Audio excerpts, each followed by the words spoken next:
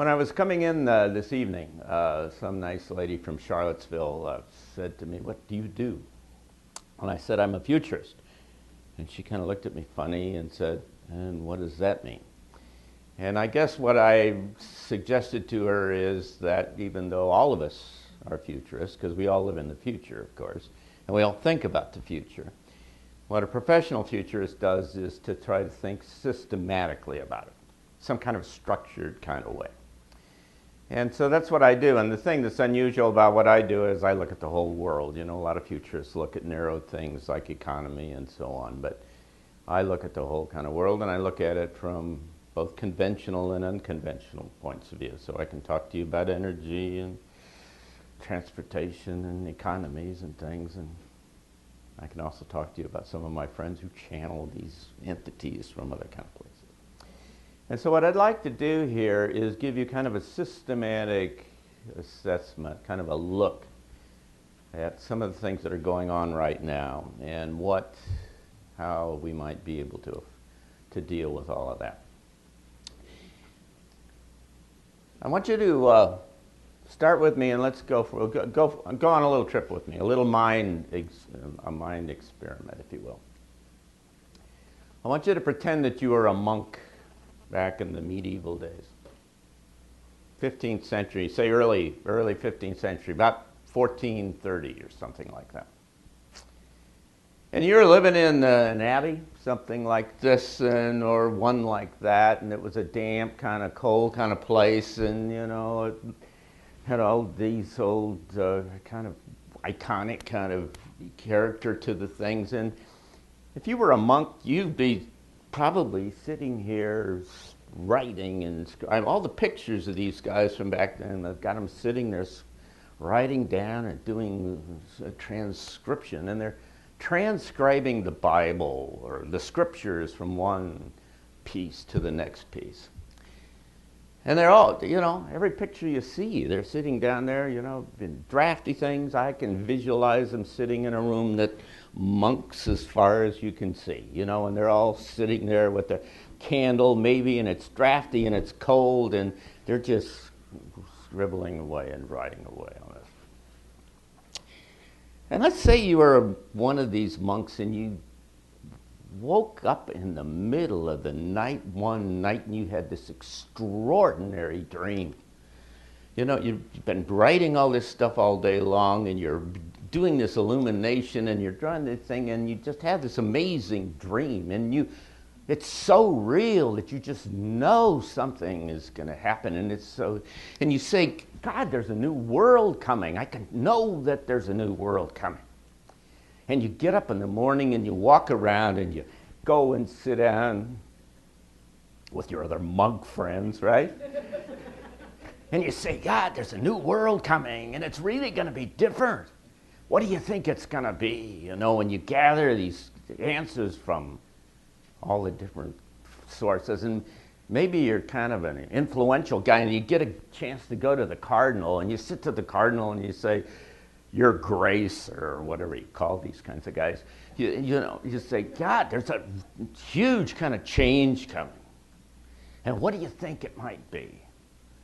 You know, and what would they say? They'd say something like, "Well, you know, Catholicism kind of runs most of the developed world at this time, and if I thought what was going to happen, I would say that, you know, certainly the Pope and the Cardinal would say, 'Hey, you know, we're going to work our way up into Northern Europe, and we'll probably our missionaries are going to make inroads into North Africa and so on, and, you know, it's going to really be a good time for us.'"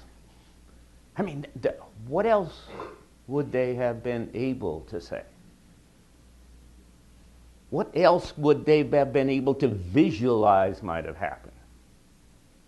Well, it's for sure that they wouldn't have visualized this guy, because that's Johannes Gutenberg.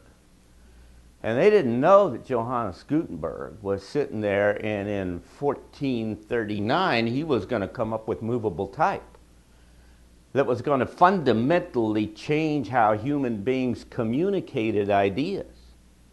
That was going to essentially put our little monk friend out of business, because he wouldn't have to do that anymore. And Gutenberg was going to invent this version of a printing press that was Going to dramatically change the world from then on.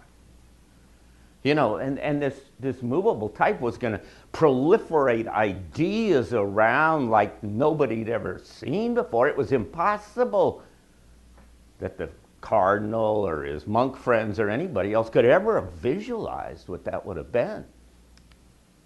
And they never would have known that being down here and, you know, in about right here, there was suddenly this curve on technology was going to increase dramatically, and they were going to find out about electricity and Newton's laws and steam engines and and other kinds of magnetism and other things, because they could proliferate and they could move their ideas around so much more rapidly than before. It would have been impossible for them to see their way into that kind of a space. And it would have really been impossible for the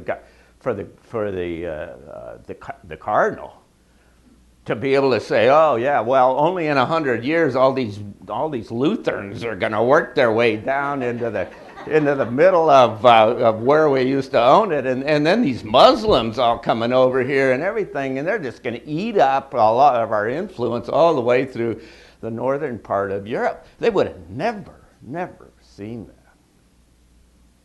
And what's interesting about that is that we're sitting at a similar place in time right now. Absolutely. We're sitting at a place where there's exponential change. Because remember that technology curve I just showed you? That curve starts real flat like this one, and then suddenly screams for the sky.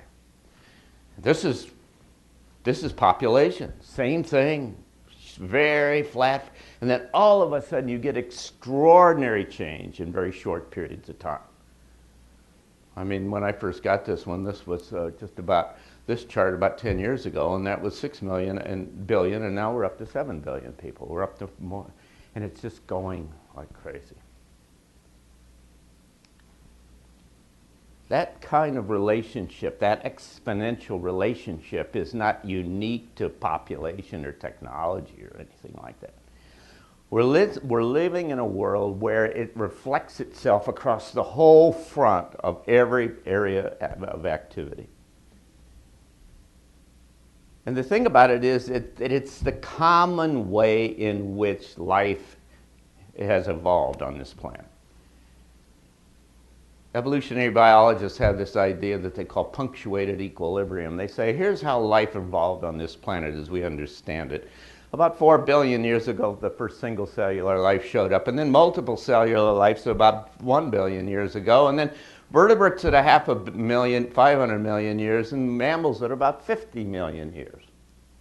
Now, what's interesting about this is a couple of things. Number one, when this relationship settles down, each succeeding era is 1/10 of the one that preceded it. So they're getting shorter and shorter and shorter. It's faster and faster and faster. And the transition times, the guys down at Santa Fe Institute who think about these kind of things say that these kinds of transitions, you get about 8 to 9 to 10 times the kind of complexity and information and knowledge that shows up in each one. I mean, it's more complex to be multiple cellular than a single cellular life and so on, and that's the way it kind of works. And so then after the mammals came along at 50 million years ago, then at about 5 million years, you got early humans. The Homo sapiens came at 130,000 years, and then it went from evolution, from biological evolution to kind of cultural evolution, if you will. So we got active agriculture, organized agriculture, coming from being hunters and gatherers only about 10,000 years ago. Moved into cities and towns, and the first written language was just 5,000 years ago, and here comes Gutenberg down here about 500 years ago, and kicked off the whole Enlightenment, the Renaissance, and the Industrial Age, and all of that. But you see that relationship? 5,500, you know, how long would the next one be? 50. You're all educated. You can do this, right? 50. And you get these extraordinary, and what's also the fact is that these transitions start really long and they get slow, and by a factor of 10 they get shorter and shorter and shorter, so you get rapid transitions in short periods of time with extraordinary explosive amounts of information that comes out. So you could argue that this one took a couple hundred years or 200 years or something like that, and if that relationship continues in the same way, then what you're going to get, and what we're living into, is the middle of an explosion into a new kind of era that's going to take maybe 10 or 20 years or 30 years or something like that. And it's going to be 10 times or more what it's been in the past. And the numbers get really hard to try to explain. I mean, it's so crazy. The guys who've thought about this, like Ray Kurzweil, who's a friend of mine, wrote this book called The Singularity is Near. And Ray says that, you know, this relationship is not just in the terms that I just explained to you and described to you. No, he went in this book and he got his researcher and went out and they looked at the evolution of human intelligence and Encyclopedia Britannica and, you know, planetary science and, you know, biochemistry and all these different vectors, all of these different kind of of areas of human and life and development on the planet. You take them all independently and you normalize them and you put them on top of a chart and they go straight down the same line. Here's the chart that says that the time to the next event, those are billions of years going up here, and then you get to million. This is a geometric chart, by the way. So it's billions of years, and it goes down to 10, 100, 1,000, and so on. And then time before present. So how long ago? So that's billions of years ago, and it's billions of years until the next big event, right? And then it becomes hundreds of millions, and then thousands and stuff. And here they are showing up down here, 10, 100 years, and it's 10 years to the next event or something like that. Can you visualize that? Can you get that in your mind? That's just a spiraling kind of explosive kind of thing that's happening. And it's happening everywhere. It's happening across the planet. Kurzweil says, and he's done this better than anybody else in terms of evaluating the trends, he says the 21st century will see 1,000 times greater technological change than its predecessor. Now he's talking about technology. Ray's a technologist. He doesn't do any of this weird stuff we do. But I mean, do you know what that means? Nobody in this room knows what that means.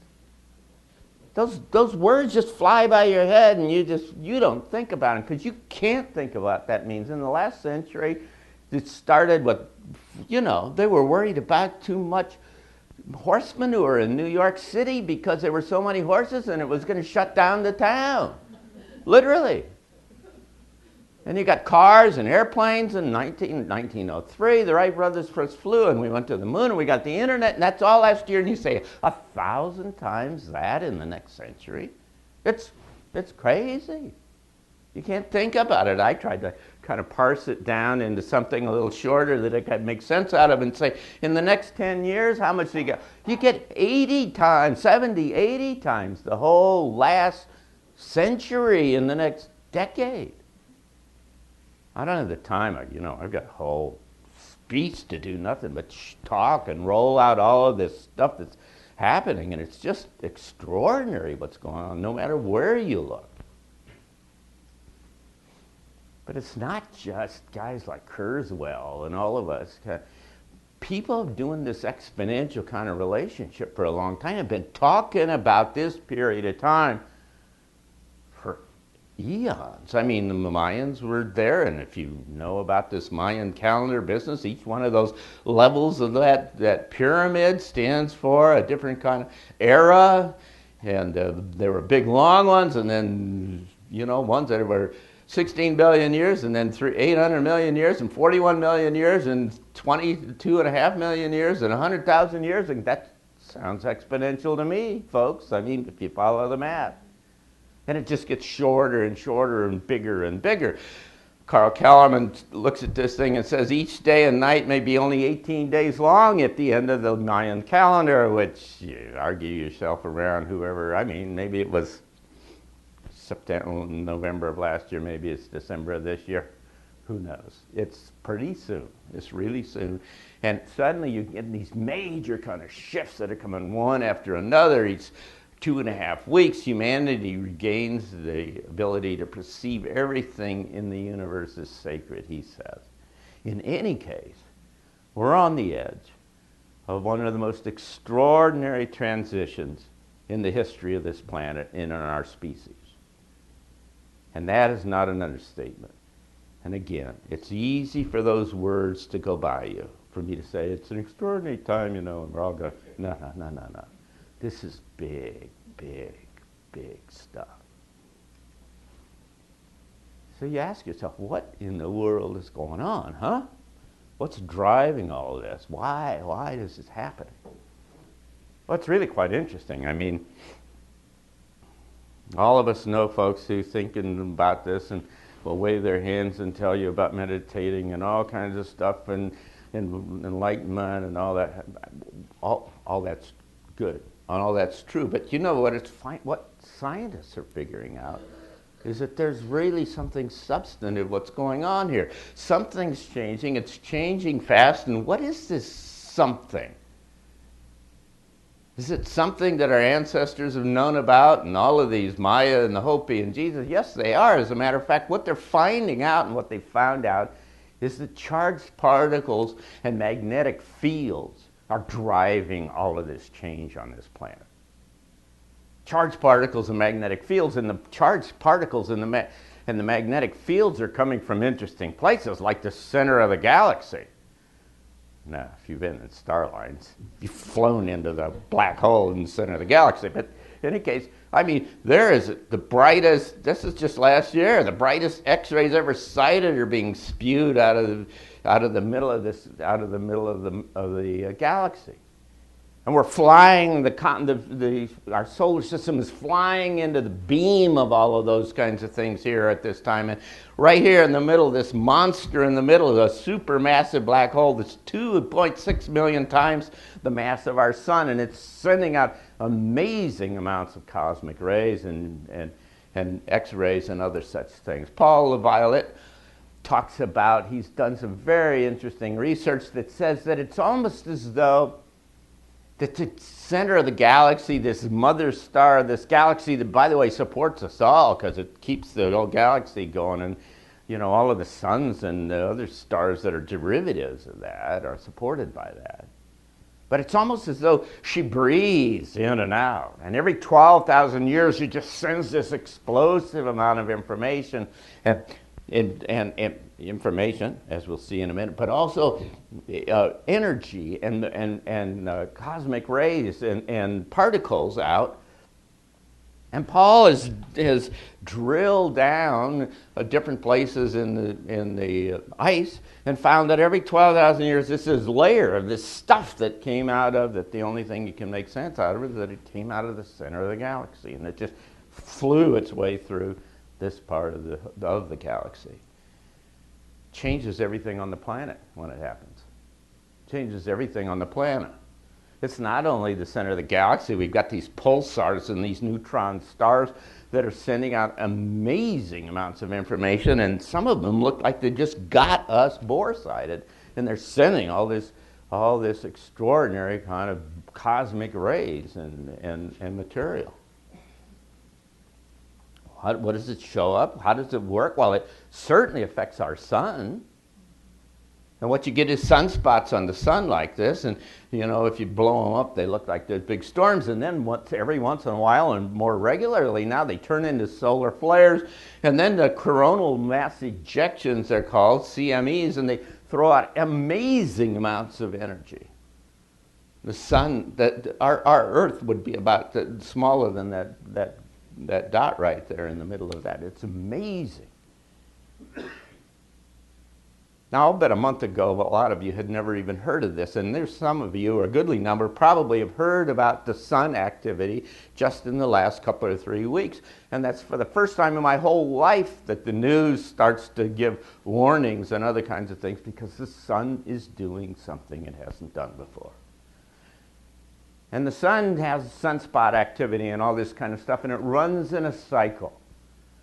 An 11-year cycle, and it goes up the sunspots and it goes down and it goes up again, and now we're working our way up to the top. And the peak of the sunspot cycle is 2012 and 2013. So we're working our way into the biggest kind of activity of the sun in the last last 10 years.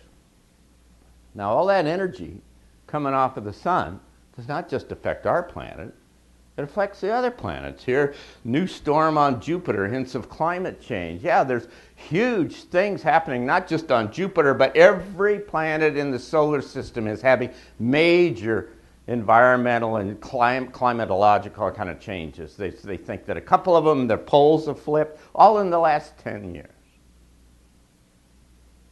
And so what I would suggest to you is that the kind of things that we're seeing, I'll build this case here in a minute, that we're having on the unusual kind of activity we're having on this planet are not just coming from human beings, but it's also coming from the activity on the sun.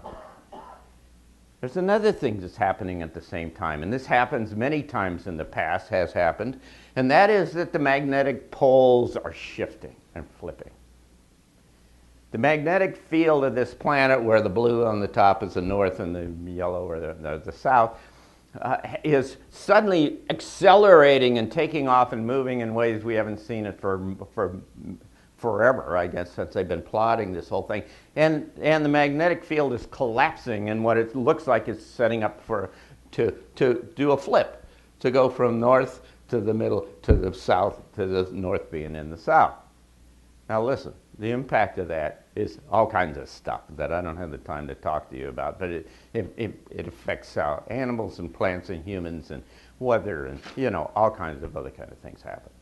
So here you get, and by the way, there's reason to believe that the activity on the sun is what in part affects this and drives this. And so what you've got is this big kind of system that's working its way through a huge kind of transition, and it's happening on our planet as well. What do these charged particles and these magnetic fields affect? Number one, they affect the Earth's climate and the weather.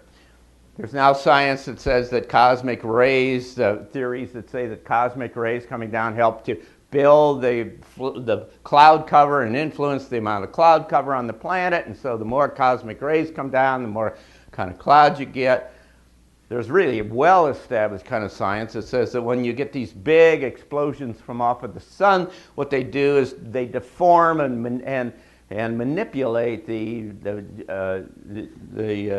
magnetosphere of the Earth. You know, if you were in school, if anybody ever showed you a picture of what the magnetic field of the Earth was like, they'd have the Earth like this, and it had these kind of things that went around like that. You remember those? No, it doesn't work like that.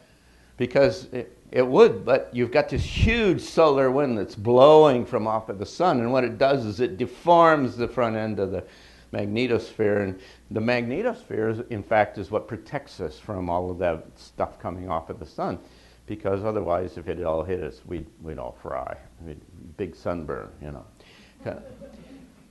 And so it's a wonderful thing, but what it does when it does that is when these storms come off of the sun, what they do is deflect and they manipulate and they deform, and you can see it on the planet when that happens because the aurora borealis, the northern lights, show up, and that's these storms and the magnetic, the cosmic material from the sun that are coming downstream. And what it does is it changes the jet stream. When these things come, the jet stream, which is and if any of you are aviators like I am, you know what the jet is. That's where you get up there and it goes 120 miles an hour, and if you get a tailwind, you can get somewhere in a hurry. And they run around from east to west on the northern hemisphere. There's a similar one on the southern hemisphere, and here you can see Saturday and Monday and Wednesday that moves all over the place, but when those southern storms come, they shift the jet stream and the weather changes. Like clockwork, predictably. When those big storms come out, you can predict the weather is going to be on the Earth. That's one of the most accurate ways to predict the weather on the Earth, because you see a direct correlation between the two of them. Other way to do this, and by the way, what you're now seeing, some scientists say we're headed toward a mini ice age. This warming trend is just an initial kind of oscillation of the system before it then shifts and goes into another state change and runs into another place, and we get a mini ice age. What also happens is that you get earth changes this, because all of this energy comes in and hits the earth, and it goes into the core, into the mantle, and the surface of the earth, and what you get is earthquakes and volcanoes and other kinds of things. You can map, you can predict earthquakes based upon what's coming off the sun. The day before the tsunami and the earthquake at Fukushima, there were 10 X-class flares on the sun. That there were five or six flares on the sun 3 days. Remember when the earthquake was in the 7.1 in Mexico, 3 days ago? And there was another one somewhere else. One day before that, there were four explosions, 4 storms on the sun. There is a direct correlation. So if you have an increase in the number of those kinds of things, you're likely to see also an increase in the number of Earth-related kind of changes. Thirdly, you get a change in human behavior, and this is perhaps the most interesting kind of part of all of this. It starts some research that started in the 1950s and then was repeated in the 1970s. And what the scientists found is that when the sun sent off all of this energy, human beings did stupid things, particularly men. You know, I don't. You know, but you can track wars. You know, really stupid things that men do and get all excited and go. And they follow the sun, the flares, the storms on the sun. And then what's really interesting, and this is key to what we're going to talk about here. This is Dr. Peter Garyaev. He's from the Russian Academy of Sciences, and he's a physicist, and he got a group together to study DNA in 1990. Now, some of you in this room may know about this, but let me tell you, and I want you to think about what this is. He figured out that our DNA is also a complex biological microcomputer chip, that it runs like that. That this microcomputer chip communicates with the environment. Got that? It's sitting there talking, all right? That the basic structure is the same as the human language. Ooh, this is getting weird. That it's sitting here and that it can be influenced and reprogrammed solely by thought waves in our environment. God. I mean, what is it? In this place, talking about this is not so crazy. I mean, all of you know, but the notion that you can change your mind and then and it thinks about it and reconfigures itself is just crazy and wild to most people. What he also figured out is something he called wave genetics, and you got to follow me here. He figured out that you could take a laser, like this laser pointer, and you could communicate salamander DNA to a frog egg. Okay, so you take this thing and you run it across the top of a salamander, and then you run it over on top of a frog egg, and when the frog egg matures, it's a salamander. And it acts like a salamander, and it grows like a salamander, and it procreates like a salamander. And you have picked up the DNA from one place with the laser, and you have moved it over to the other place. He transferred this genetic information from a healthy person to one that had cystic fibrosis and cured it. Huh? Is that kind of amazing? And what he figured out is that they can take the information from anything, from that gong over there, from this wall, from the light, from anything, and you can capture it in the laser light, in the coherent light, just by shining it on it. And then you can take it over, and the DNA will receive it, and it'll just pull out what it needs to use. It throws away the stuff that isn't useful. It's selective, it's intelligent. You can take it and shine it on that gong, and then you can lay it into, digitize it and put it onto a CD. So you can mail it to somebody on the other side of the world, and they can take it off and put it in and program it onto their laser and put it and change it whatever else. What they think is, and what he thinks is, that they're accessing information from a cosmic hologram. That the information is not in that gong. The information is in this cosmic hologram. And when you access it with this laser, what it does is like a barcode. It reads the address of that in the larger system, and you capture it in this light because it's coherent and you can move it wherever you want it to move. That's pretty amazing. That's pretty extraordinary. It's really amazing and extraordinary when you think of it in terms of all those cosmic rays and all those cosmic particles coming from the sun and what they're doing to human beings. Because the DNA is sitting there listening to, communicating with its environment, and when all that stuff comes out of the sun, it gets the message, right? So there's a way. What I'm trying to do is explain to you that there's a reason why, and there's a way in which this is all happening. This makes sense at some kind of a level that some of us that are engineers can make sense, can understand. And I would suggest to you again that we're experiencing nothing less than a revolutionary jump in our species. It is nothing less than that.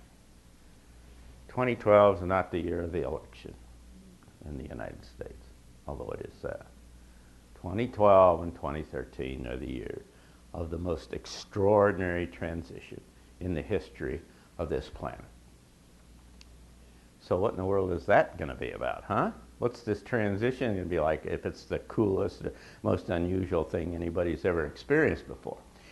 Well, you got to kind of work your way out. You can't go to my town near Washington. You can't go to Washington, D.C. and ask the government how this is going to work, let me tell you. And so you kind of have to work yourself out into some kind of non-standard, if you will, kind of sources. And one that I like a lot is Cryon. Cryon is this channeled entity that's very, very wise and knows all about science, and for 20 years has been explaining how science works, speaking through a friend of mine named Lee Carroll. Cryon says that this transition is about 36 years. There are other sources that say it's about 36 years.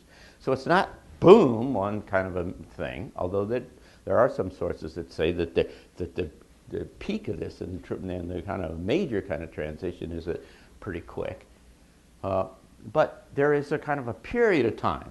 Ken Carey wrote the Starseed trilogy, says about a generation, 22 years, something like that.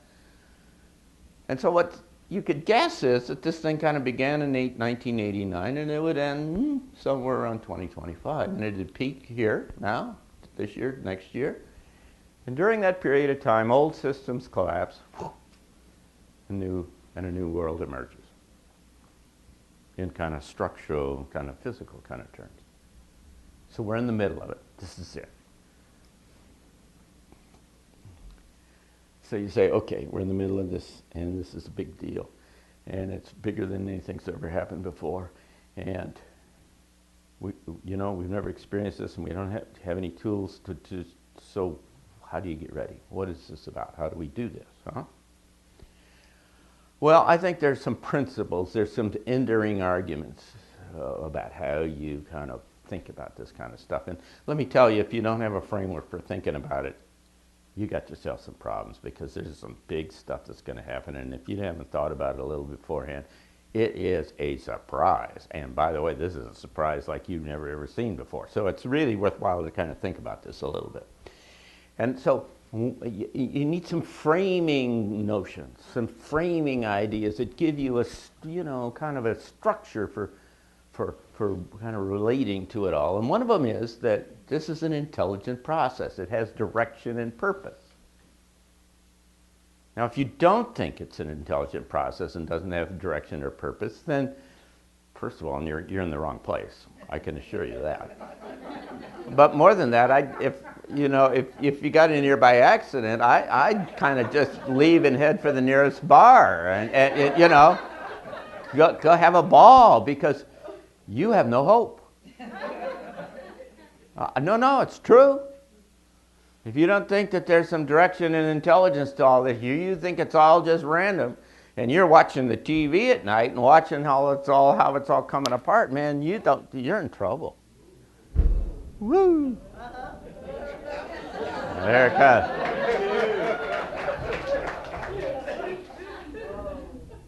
I'm usually not that effective. Yeah. Secondly, what you need to understand is that everything is alive and evolving. Everything in the universe.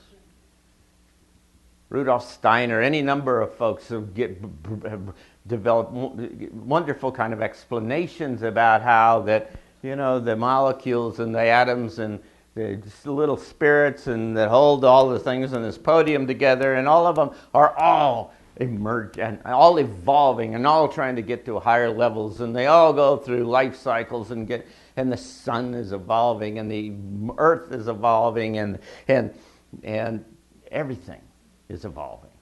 So it's not, they're smart. Everything is smart, and it's all in this big system, and it's all trying to work its way into new space. They get excited about this stuff too, by the way, that if you can make it up into a higher level of consciousness, I mean, that's a good deal. They'd like that. And this is all about achieving balance in one sort or another. We'll talk about it briefly in the future, but essentially, reality in our planet kind of like a pendulum kind of goes back and forth and back and forth. And it goes to one extreme, and then it tries to go back to get to a balance, and then it kind of overshoots and comes back. And so it's like balancing the head and the heart. This is not only the heart, it's not certainly only the head, it's a balance between the two. It's balancing the physical and the spiritual. The best guess we have is that we're going to go into a space where we're both more spiritual and physical, and in this kind of space between the third and fourth dimension. So it's not one and the other one, it's both. And it's the masculine and the feminine moving again to these two things in an integrated kind of approach. Let me tell you, don't focus on the erosion of the old world. Multiple sources all say, shut all that stuff off. Don't watch the news at night on TV. All they're going to try to do is tell you how horrible it is and how it's all coming apart and how painful it's going to be and how, No. Get out of it. You got to get away from that. You need to transcend. You need to fly over the top of all of this stuff. You need to be focused on what cool new world and what this is all about, because if you get yourself down and you get, if you watch Fox TV, I mean, you're contributing to all this stuff. You're giving energy to that because they're trying to get your energy out of the whole thing. And what you always got to remember is that there is a wonderful new world that is being born. Every source over and over, and you can start back at the Vedic things and go to the Mayas, and you can do the Hopis, and you name it. And all of them say that this is like childbirth. This is going through this transition, that it's going to be painful and uncertain, but what comes out of it? I mean, commonly talk about 1,000 years of peace and love and no wars and stuff. I mean, it could just be extraordinary. It could be extraordinary because we are the ones who are here to build that new world. That's why you're sitting in this room. You think it has something to do with some professional kind of thing you're doing. That no. There's a really bigger agenda going on here. I mean, this is something that we all do as part of the thing, but the bigger deal is that we're the ones who get to build a whole new world. Now tell me how cool that is. Who else has ever had that kind of chance? No one. We all signed up to do that. I mean, all of you have wandered around in strange places in the, in its consciousness levels, and you've talked to, and I mean, Monroe was one of the most important things in kind of opening up my understanding and my perspective and my experience of how the rest of the world works. And you just know that this stuff it all works in a different way than other people think. And let me tell you, it's impossible to fully understand what's transpiring. This is way above our pay grade. I mean, and if you're listening to somebody who's telling you that they know how this all works, and it's this one doing this, and then there's this fight up there, and it's, no, not even close. I mean, we are so down in the weeds, we're like ants or some other kind of thing, and someday maybe we'll understand, but you need to start with the assumption, this is important, that we really can't fully understand what's going on here. Because if you can't understand, you've got to give yourself up to the process, right? If you can't understand it, if you can't sit there and suss it all out and figure out, well, this is going to happen, and then I'm going to do that, and then the thing's going to come down, and then the economy's going to tank, and then no. This is, I do this kind of stuff. I think about these things and everything, but there's always in the back of my mind is this kind of caveat that says, hey, this is the best guess. I mean, Drunvalo Melchizedek is a friend of mine. I was down there having lunch with him a while back, and I said, hey, he tells me, if any of you know who Drew is, I mean, he got all these theories and all this stuff that's going up. And I finally said to him, I said, is there any chance that it might not happen that way? He said, you mean could God change his mind? I said, yeah, sure. I mean, this could go any of a number of ways, but what it really looks like, it's a number of ways around one kind of common track that many sources say that we're on this track. So therefore, things could get pretty weird, right? Solar scientists agree the sun's recent behavior is odd. The explanation is elusive. I don't know. So what's this big event going to be like? What's the best guess at what's this going to happen here in the next few months? Well, the best guess, common kind of theme, comes from different directions, but from different kind of descriptions, but it has the same kind of notion that says it's a big explosion that comes off of the sun. Now, I've got these psychic friends who talk to the sun. I'll tell you about it in a minute. And what they tell me is that the sun and all these explosions that are coming off the sun right now is kind of a conversation between the sun and the earth. And Mother Earth and the sun are working out just the right amount of explosive. So it's not too great to kind of fry everything here, but it's big enough to get the transition happen, and it's not too little that it doesn't happen. How do I know, But it could be. Could be. I mean, they're all intelligent. I mean, they're smarter than I am. But in any case, whether it's Melchizedek or, any number of other kind of sources, they all, Ken Carey says, this radiation from the sky is going to come down. I mean, that's kind of like a solar flare or something. Ken Carey says this event will have greater power than anything the Earth has ever seen. This is a big deal. Some of you in the room have seen a DVD that I did where some of the astrology and other kind of sources say that there's a place in the middle of the year, this year, where stuff comes out of the sky that no one has any language for right now, and people lose their ability to think in logical kind of ways because it's so spectacular and so extraordinary. Hey, I don't know, but there are a lot of kind of pointers that all point to something like that. And when it all comes, God, it talks to all that DNA and sends it all going 16 different ways, or turns on some of this 90% that's been turned off, and suddenly you're able to do a whole lot of other kinds of things, and then it's black. Lots of sources say that this transition happens, and when it happens, that time as we understand it kind of goes away. Some people have a whole lifetime in this nanosecond of transition time. Some people just have a day or two, whatever it is. Some people, it just happens all. And then some places, and there's lots of number of sources that kind of say that there's kind of darkness for about 2 days or 3 days or something like that. And then what comes out of it is a new human being that operates both in the third dimension and the fourth dimension at the same time.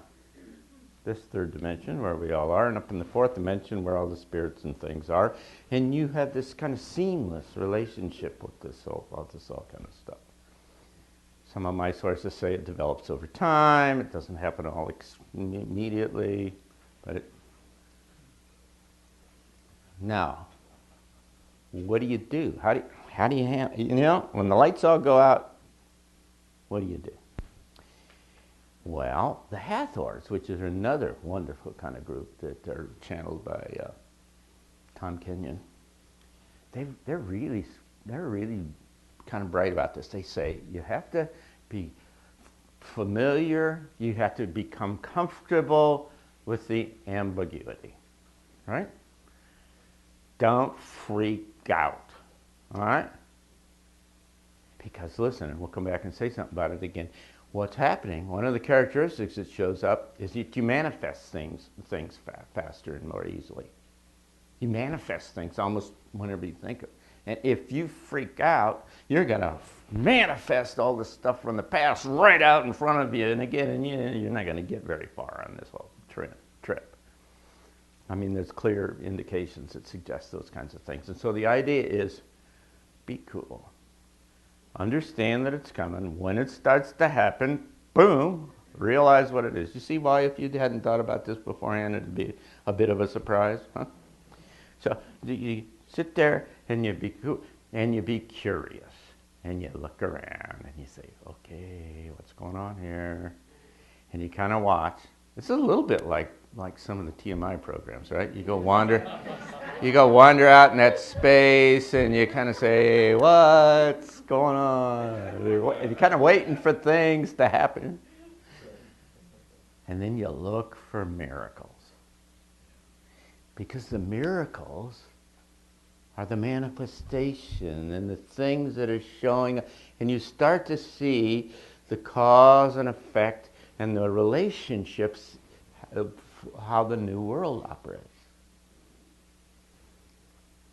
What's this new human like? Well, you get the third or fourth dimension, like I said.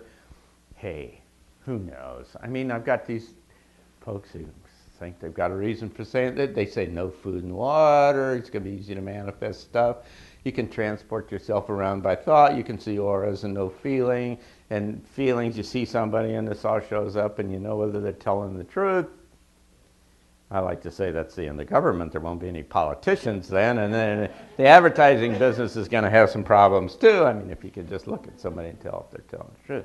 But I mean, it has the potential of being really extraordinary.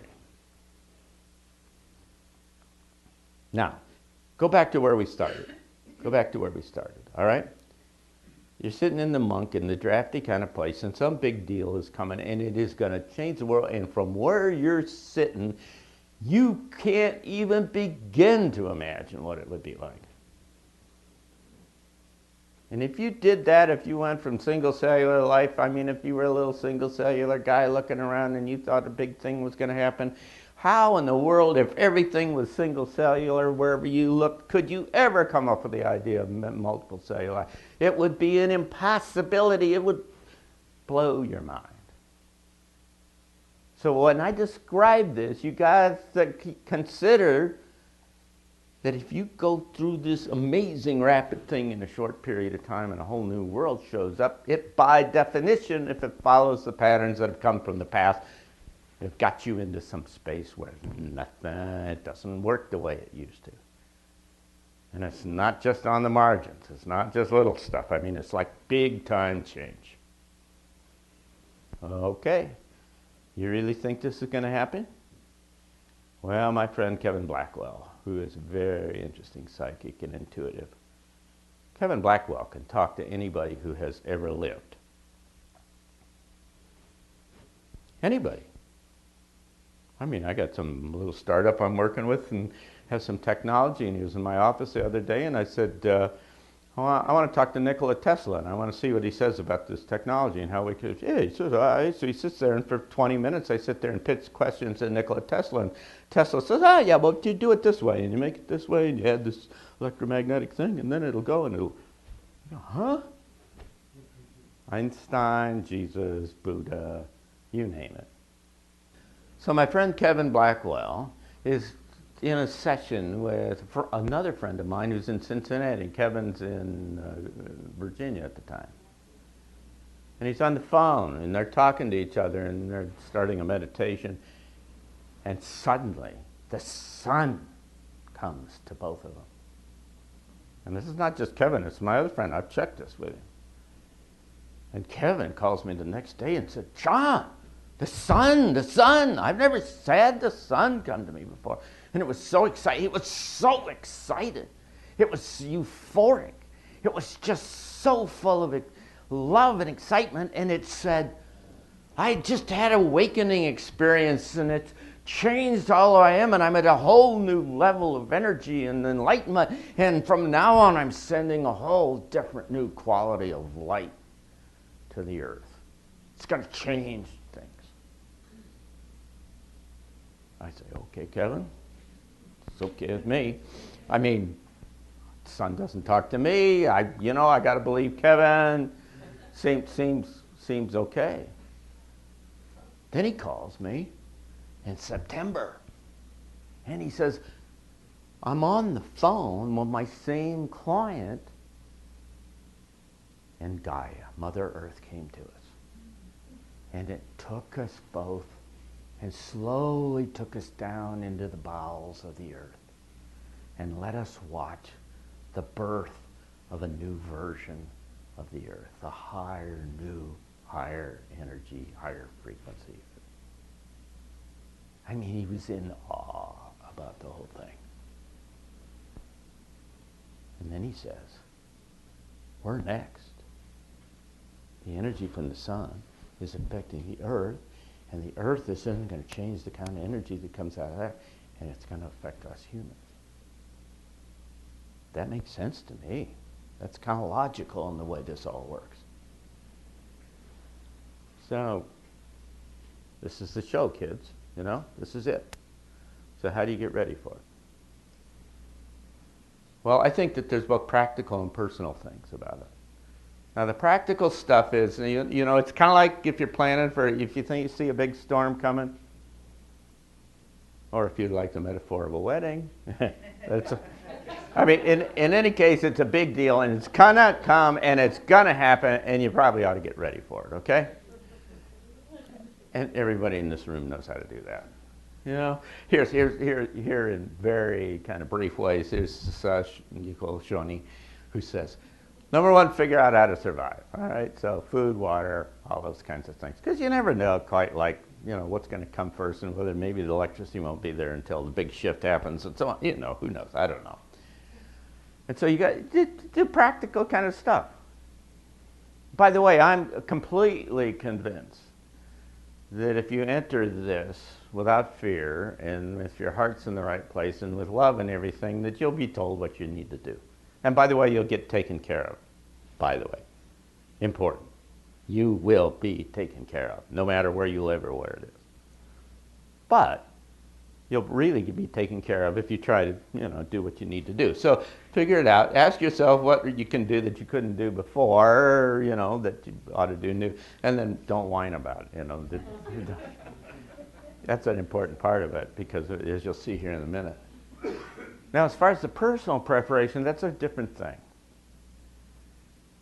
I've spent 10 years and, I don't know, $100,000 maybe over that period of time trying to think about what a new world would be like.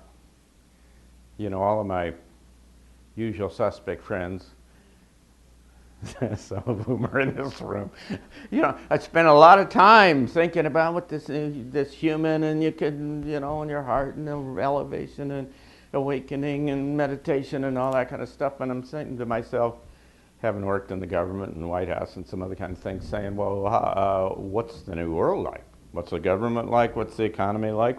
Somebody ought to be thinking about that. And I build all kinds of plans on how to all do that and how to think about it and everything. And then suddenly,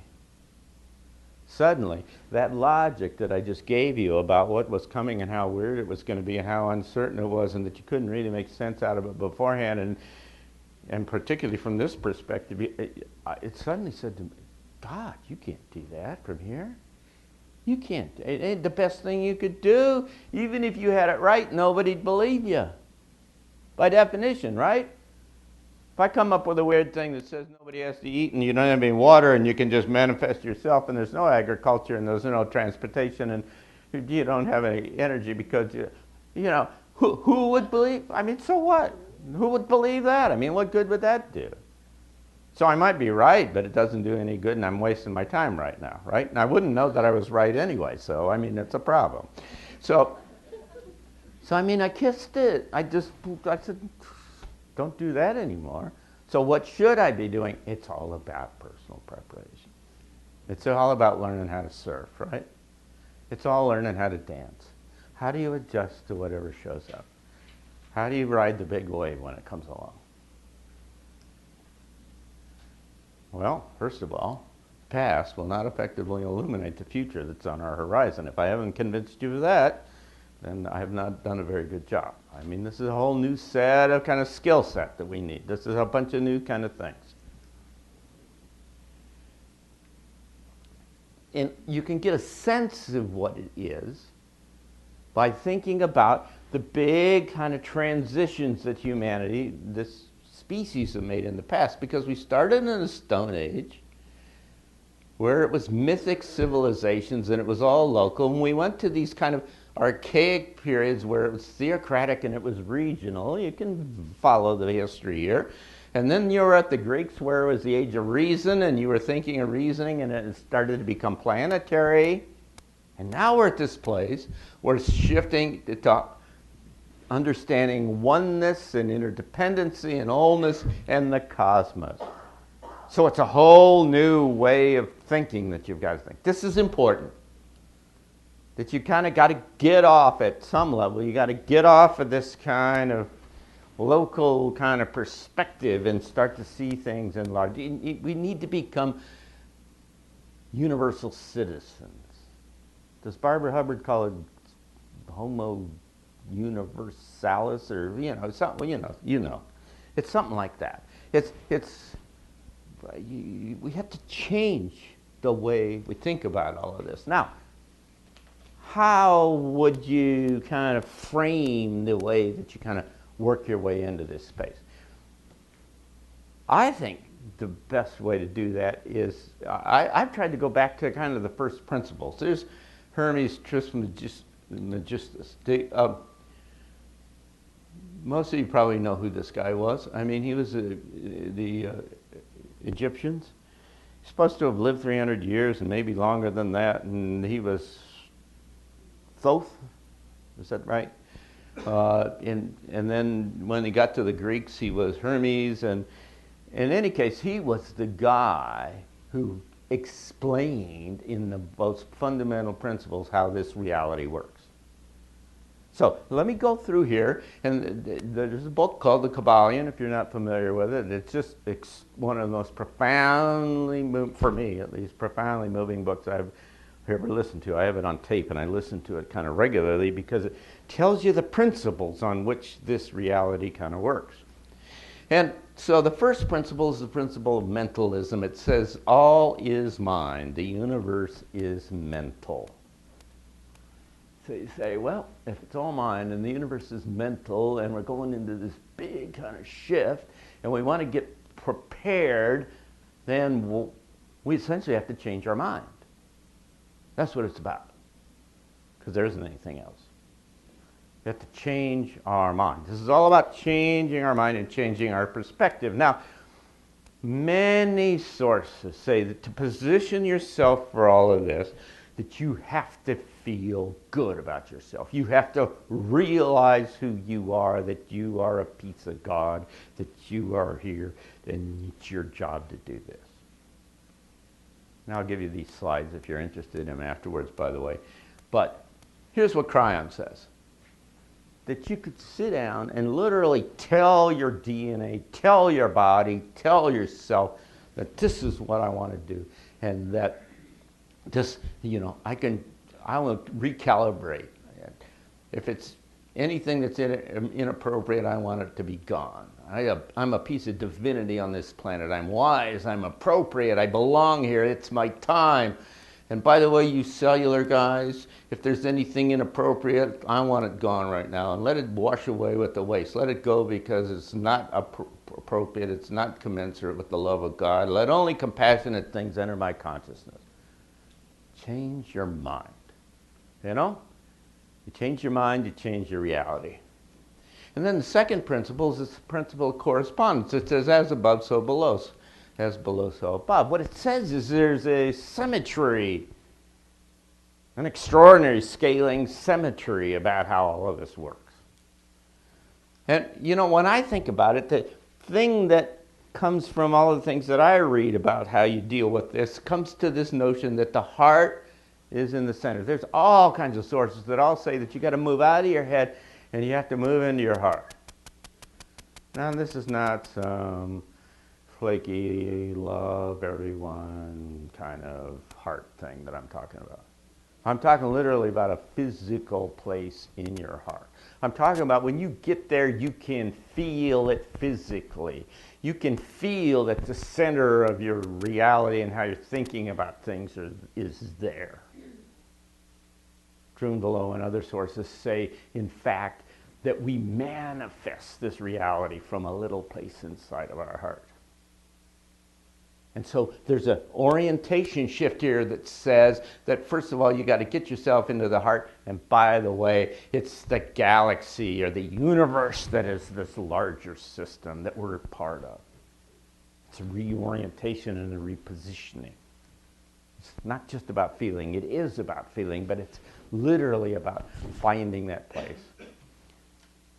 The principle of vibration says nothing rests, everything moves, everything vibrates. Well, all of these sources say, lift your vibration, get yourself up to higher level of vibration. That's the essential nature of what this transition is about.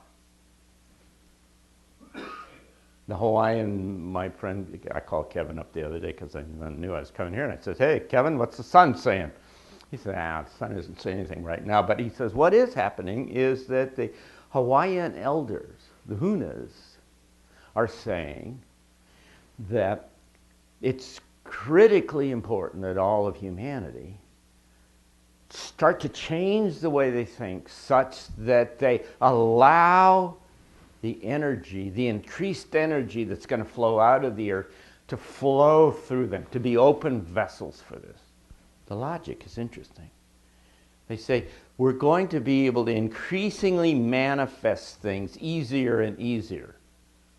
Any of you noticed that it's easier to manifest little stuff that otherwise, it's kind of like if you don't care about it, you can get it, It's big stuff if you want to win the lottery or something like that. That's tougher. But I mean, there's a number of folks that I've heard say, God, every time I turn around, something that I kind of wanted or shows up. In any case, what the Hawaiians are saying is, the Earth's Kundalini has shifted. We used to be this, we still are kind of one of the center nodes in the Kundalini, but it's going and it's leaving, and while it's still here and we still have a position to say something, we want to say to you all that you're going to manifest things easier and easier. And if you're manifesting out of your head and you're thinking about this thing and you're trying to intentionalize it, or you're trying to do all those kinds of stuff, you're doing the wrong thing, and you're going to, instead of allowing it to flow through, you're going to tie it up and try it into, you know, in the configurations rather than being a vessel. You got to let the energy pass through you. That's like saying, hey, go with the flow, right? Huh? Don't try to think this up. Don't try to visualize what it ought to be. Don't try. That was another thing I was trying to do for a long time. I wanted to get this vision of the earth that you could hold up and everybody could look at it and say, yep, that we could do that, and we could all visualize it. I think it's too weird for us to try to think about it in those terms. And so what we need to do, because of the, if you will, the extraordinary kind of nature of what this transition is, what we need to do is just kind of get ready and let's just let this go through and get ready to kind of watch it and be curious and all of those kinds of things. Get out of your head, you know, get out of this left brain, kind of right brain, start to get down into your heart. What we're essentially doing, we're moving from trying to being. You follow that? Moving from trying to try something to just be. You know how you get into that space?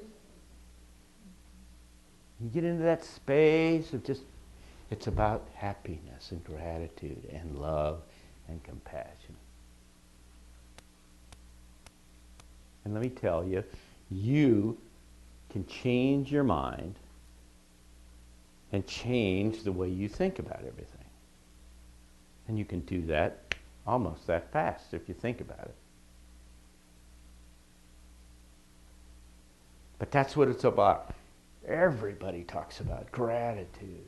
Coming up, you know, 3 or 4 times a day I try to stop and just be grateful for all of this. Nothing in particular. It just changes. You feel it all over in the inside of you. It reaches out into everything that you see. And what it does is it starts to change not only you, I presume, but kind of the way things work around you. And be happy. You know, I went over to India once to see Sai Baba. Now, I was largely disappointed in Sai Baba. But Sai Baba went around saying, be happy, be happy, be happy. You know, and I thought, at that time, I thought, how weird is that? I mean, what do you mean, be happy, be happy, happy? Oh, I know what that means. It means be happy. Get up in the morning and say, shoot, I don't care what's going on around me. This is great. Look, I'm here. I get a chance to play. I mean, this is cool. It'll just change it. Loosens you all up and you get loose. The principle of polarity. Everything is dual. Everything has poles. They're opposites. Like and unlike are the same. Opposites are identical in nature but different in degree. It's like warm and cold. You can't tell where warm quits and becomes not warm and becomes cold, or where cold starts and, you know, up and down. Anyway, the examples are manifold, but what it says is that within a certain domain, everything is there. And by the way, all truths are half-truths. All paradoxes can be reconciled. So whenever you think something is right or wrong or stupid or dumb or whatever the thing is, at best you've got it half right. Right? I mean, is that crazy? That the best we can come up with is half, you know? It's really, and it makes you tentative. Yeah, it's like this. So remember the first law of Discordianism? Convictions cause convicts. Whatever you believe imprisons you. So if you come into the room and you got the box and you say, well, it works like this, that's just imprisoned you. That's your conviction, and you are now a convict. You know, you're imprisoned by that. In this space, you have to be permeable. You need to be open. You need curious, remember? You have to sit there and say, this is weirder than anything I know. It's above my pay grade. There's stuff going on I don't understand, but it's really going to be great, and it's going to be wonderful. And listen, I'm just going to be there, and I'm going to do the best I can, and I can do, you know, whatever I think is just right. You can't do any better than that, by the way. Do what's right and do your best. That's as good as it gets. But you need to be open. If you think you got it figured out, you could get surprised big time. Principle of rhythm, everything flows in and out. It's tides, they rise, they fall, the pendulum swings one way, and it goes back and it comes away. That helps to explain what this is all about, that this is all part of cycles, and these are predictable kind of cycles. We're entering a period where cycles of 300,000 years, 26,000 years, 10,000 years, 5,000 years, and 11 years, and by the way, maybe 12,000 years and 3,600 years are all ending at the same time. That's what, in part, what makes this such an extraordinary period of time. You've never seen anything like that before. So it all works. It's working. You know, it's like a very complicated clock, right? It's working. Cause and effect. Every cause has its effect. Every effect has its cause. Everything happens according to law. If you don't recognize it, it's just a law that you have, you know, the chance is just a law that you haven't recognized. There are many planes of causation, but nothing escapes us. You know what that means? That means you can affect. What was the first one? It's all mental. That means if you change your mind, you can affect it. You can cause it and affect it. You can change the stuff that's around you. Cryon says you can change anything, and I mean anything. Now, that's easy for me to sit up here and say. I mean, there's a couple things I'd like to change pretty quick, but I haven't been able to do that yet. But nevertheless, that's the principle, right? That's where we're going. That's the possibility. And you've got to keep that in your mind as you go into this kind of space. Principle of gender. Here's the last one. Gender is in everything. Everything has its masculine and feminine principles. Gender manifests on all planes.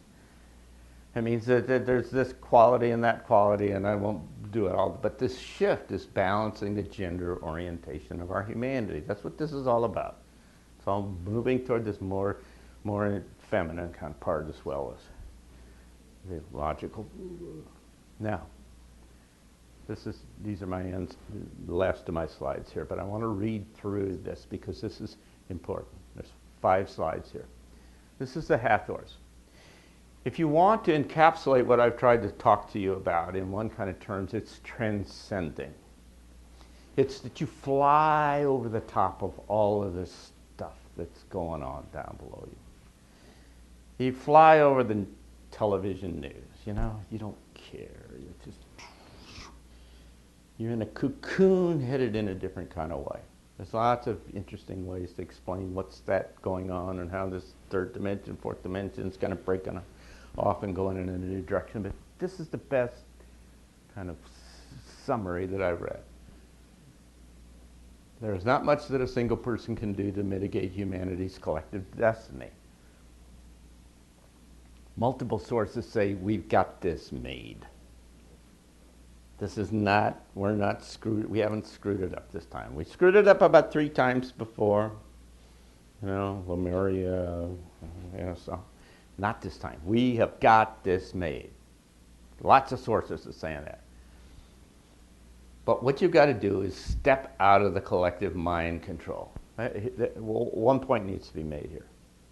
The stuff that comes from the sun and changes the DNA and does all that stuff, that does that for everyone. This is not just kind of the good guys who've been thinking about this stuff. No, it's not selective, it's general.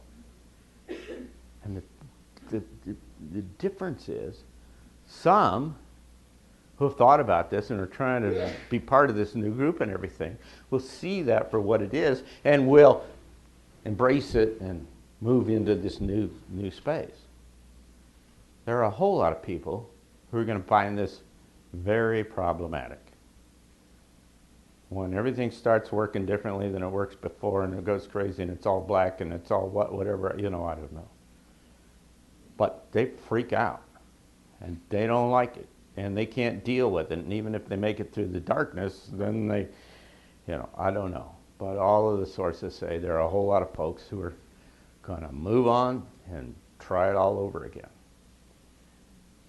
And so what you'd have to do is you've got to step out of the collective mind control and manipulation which defines and describes that part of the world. It's hypnotizing you. It's giving you the power, and it affects your destiny.